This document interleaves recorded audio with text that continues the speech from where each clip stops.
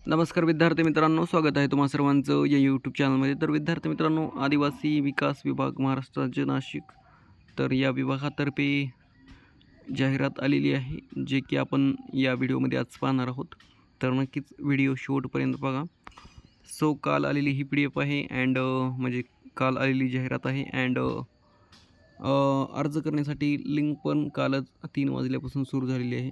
So कसं भरायचं काय नाही तर ते आपण पाहूतच व्हिडिओमध्ये पुढील एक व्हिडिओ बनवतोच. तर बघा विद्यार्थी मित्रांनो, सरळ सेवा भरती 2026 चौकीदार गट ड यामध्ये थोडक्यात सूचना वाचून घेऊत. सो बघा, आदिवासी विकास विभाग महाराष्ट्र राज्य नाशिक यांच्या अंतर्गत असलेल्या प्रकल्प अधिकारी एकात्मिक आदिवासी विकास प्रकल्प 29 यांचे अधीनस्थ आस्थापनेवरील शासकीय आश्रमशाळा व वसतिगृहातील चौकीदार गट ड संवर्गातील शासनपत्र आहे. तर हे शासकीय आश्रमशाळा व वसतिगृहातील चौकीदार यामध्ये सर्व सेवेच्या कोट्यातील रिक्त पदे 100% भरण्यास दिलेल्या मान्यतेनुसार खालील नमूद केलेले आहे. रिक्त पदाकरता पात्र उमेदवारांकडून ऑनलाईन पद्धतीने अर्ज मागविण्यात येत आहेत. ऑनलाईन पद्धतीने अर्ज भरावयाची सुविधा या संकेतस्थळावर अँड या लिंकवर उपलब्ध करून दिलेली आहे. सो अर्ज करण्यासाठी कालच 27 एप्रिल 2026 पासून 3 वाजल्यापासून अँड अंतिम तारीख 18 मे 2026 तर 11:55 वाजेपर्यंत. नंतर ऑनलाईन परीक्षेचा दिनांक या संकेतस्थळावर स्वतंत्रपणे कळविण्यात येईल. नंतर बघा विद्यार्थी मित्रांनो, भरती प्रक्रिया संदर्भातील सर्व कार्यक्रमातील बदल सूचना वगैरे या संकेतस्थळावर वेळोवेळी प्रसिद्ध करण्यात येतील. उमेदवारांशी कोणतेही पत्रव्यवहार करण्यात येणार नसून या संकेतस्थळावर वेळोवेळी प्रसारित करण्यात येणाऱ्या सूचनांची दखल घेऊन त्यानुसार कार्यवाही करण्याची दक्षता उमेदवारांनी घ्यावी. सो तुम्ही या संकेतस्थळावर अपडेट पाहू शकता. सो बघा, प्रकल्प अधिकारी एकात्मिक आदिवासी विकास प्रकल्प राजूर अकोले जिल्हा अहल्यानगर चौकीदार वॉचमॅन वेतन श्रेणी आहे 15,000 ते 47,600 S1. देन बघा, यामध्ये रिक्त पदे आपल्याला पाहायला मिळतील. खुला एकूण 15 जागा आहेत, जे की आरक्षित पदे 15 आहेत. यामध्ये SC 4, भीमा प्र 1, भजक 2, इमाव 3 अँड तुम्ही इतर रिझर्वेशनच्या पाहू शकता.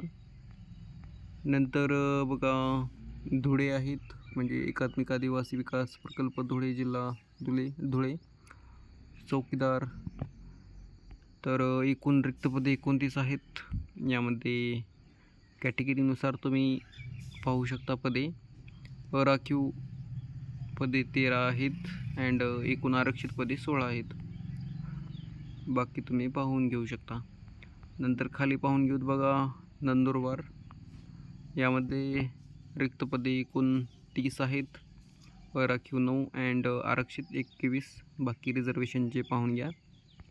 अँड विद्यार्थी मित्रांनो, PDF तुम्हाला व्हिडिओच्या डिस्क्रिप्शनमध्ये टेलिग्रामची लिंक असेल किंवा ऑफिशियल वेबसाईट पाहायला मिळेल आदिवासी विकास विभागाची, तिथून पण PDF डाउनलोड करून घेऊ शकता.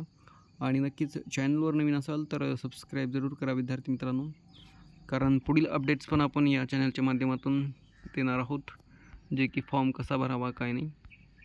नंतर बघा, नाशिक येथे एकूण 34 रिक्त पदे आहेत चौकीदारची. यामध्ये अराखीव 15 अँड एकूण आरक्षित 19 अशी पदे आहेत. अँड इमावाला सर्वात जास्त पदे आपल्याला पाहायला मिळतील. अँड एकूण आरक्षित पदे 11 मध्ये हे 2, 3. सो बाकी कॅटेगरीचे तुम्ही पाहू शकता. नंतर बघा, नंदुरबार यामध्ये 23 रिक्त पदे आहेत. अँड शेवटला आपण पूर्ण किती जागासाठी आलेली जाहिरात आलेली आहे तर ते पाहून घेऊ. हे बघा, एकूण आरक्षित 19 आहेत अँड राखीव 4 पदे आहेत. नंतर नाशिक तालुका कळवण, तर यामध्ये एकूण 42 पदे आहेत, एकूण आरक्षित 25 अँड अराखीव 17. यामध्ये इतर कॅटेगरीच्या पाहून घ्या, जे की स्क्रीनशॉट वगैरे घेऊ शकता. अँड विद्यार्थी मित्रांनो, चॅनलवर नवीन असाल तर नक्कीच सबस्क्राईब जरूर करा. सो जळगाव बघा, या एकूण 9 पदे आहेत, एकूण आरक्षित 7 अँड अराखीव 2. देन आपल्याला पाहायला मिळतील पुणेमध्ये एकूण 26 रिक्त पदे आहेत, जे की इमा व OBCला 6 आहेत. अँड इतर पाहून घेऊ शकता.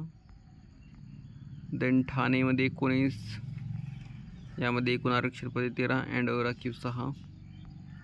रायगडमध्ये 11 अँड इतर कॅटेगरी पाहून घ्या. नंतर आहे पालघरमध्ये 17 अँड हे आहेत पालघर, डहाणू अँड इथे जवाहर तालुकानुसार. नंतर सोलापूर एकूण 5 रिक्त पदे अँड छत्रपती संभाजीनगर 12 रिक्त पदे. देन आहे यवतमाळ 8 रिक्त पदे, अमरावती 19 रिक्त पदे, नांदेड 2, देन हिंगोली 2, अकोला 13 रिक्त पदे आहेत, यवतमाळ 3, चंद्रपूर 7, नंतर चंद्रपूर 15, गडचिरोली 9 रिक्त पदे अँड भामरागड गडचिरोली 5 रिक्त पदे, भंडारा 5, देन गोंदिया 16, देवरी गोंदिया, नागपूर 8 अँड वर्धा 6 रिक्त पदे, गडचिरोली 2. सो असे एकंदरीत एकूण रिक्त पदे आहेत जे की तुम्ही तुमच्या म्हणजे पाहून तुमच्या कॅटेगरीनुसार फॉर्म भरू शकता. सो बघा, जाहिरात पदसंख्या व आरक्षणासंदर्भात सर्वसाधारण तरतुदी, अटी व शर्ती. जाहिरातीत नमूद केलेल्या पदसंख्येत व प्रवर्गनिहाय आरक्षणामध्ये बदल होण्याची शक्यता आहे. सो काही जागा वाढू शकतात जे की यांनी म्हटलेलं आहे. अँड थोडे सूचना वगैरे आहेत जे की तुम्ही वाचून घ्या. PDF मी टेलिग्रामला शेअर केलेली आहे.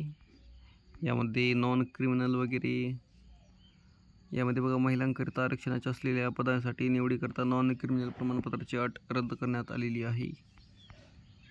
देन अजून काही सूचना आहेत जे की सविस्तर तुम्ही वाचून घ्या आणि तुमचे काही प्रश्न असतील तर नक्कीच विचारू शकता.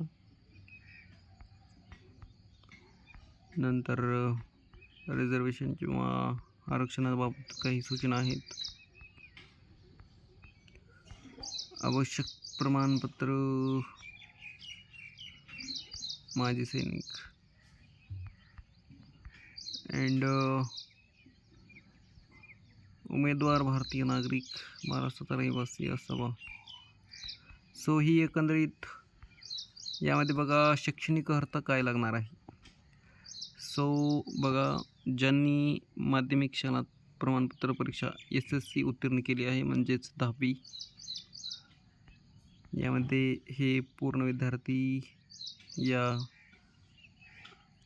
पदासाठी पात्र आहेत. सदर पदाकरिता दिनांक 1 एप्रिल 2026 रोजी विविध शैक्षणिक अर्हता धारण केलेली असणे अनिवार्य आहे. 1 एप्रिल या वेळेपर्यंत. अँड सर्व पदासाठी फक्त मराठी माध्यमातून संगणक प्रणालीद्वारे ऑनलाईन परीक्षा वस्तुनिष्ठ बहुपर्यायी स्वरूपात घेण्यात येईल. परीक्षा राज्यातील जिल्ह्याच्या मुख्यालयाशी घेण्यात येईल, तर कम्प्युटरवर परीक्षा घेण्यात येईल, ही अशी म्हटलेली आहे त्यांनी. सो PDF तुम्ही नक्कीच पाहून घ्या. जे की परीक्षा वगैरे बघा 120 मिनिटे 2 घंटे अँड 900 रुपये मागासवर्गीय आणि अमागासला 1000 रुपये अशी शुल्क आहेत. नॉन रिफंडेबल आहे. सो नक्कीच विद्यार्थी मित्रांनो, थँक्यू सो मच. PDF तुम्ही पाहून घ्या. भेटूया नेक्स्ट वेळेमध्ये. धन्यवाद.